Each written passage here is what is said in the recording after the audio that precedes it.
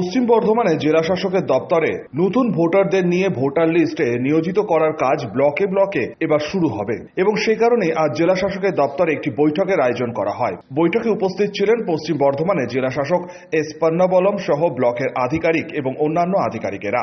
জেলা শাসক জানান, যেসব নতুন ভোটার রয়েছে বা 18 বছর হতে চলেছে তাদের 12ই নভেম্বর থেকে ডিসেম্বরের 12 তারিখ পর্যন্ত ভোটার লিস্টে নাম তোলার কাজ শুরু হবে।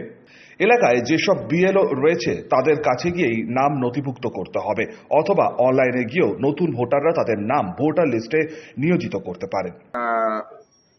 ইসিআই এর নির্দেশ অনুযায়ী special summary revision of photo electoral role 2025 এটা আজ থেকে স্টার্ট হচ্ছে। এটা ফর্মগুলো নেওয়ার লোগোর থেকে, যেটা নিউ ভোটার নতুন ভোটার যেটা 18 বছর হচ্ছে অথবা 1 অক্টোবর 2025 অবধি যেটা 18 বছর হতে চলেছে, এরা নতুন ভোটাররা আমাদের বিএলওর কাছে বুথে বুথে বসবে।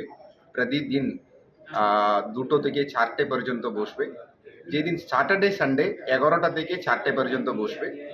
ওদের কাছে দিতে পারে নিজের বুথ এরিয়ায়। এটা ছাড়াও অনলাইনে আমাদের ওয়েবসাইটগুলো আছে। ভোটার হেল্পলাইন মোবাইল অ্যাপ্লিকেশন আছে, আর voters.eci.gov.in এটা আছে অনলাইন পোর্টালেও জমা দিতে পারে। নতুন ইনক্লুশন ছাড়া, যেটা নতুন ভোটার ছাড়া যাদের কারেকশন দরকার আছে, শিফটিং দরকার আছে, এগুলোও আবেদনটা করতে পারে ফর্ম 8 দিয়ে। আর যাদের নাম বাদ যাবে ফর্ম 7 দিয়ে আবেদন করা যাবে। এটা 12 ডিসেম্বর অবধি এটা চলবে ফর্ম নেওয়ার। তারপরে এটা ডিসপোজাল হবে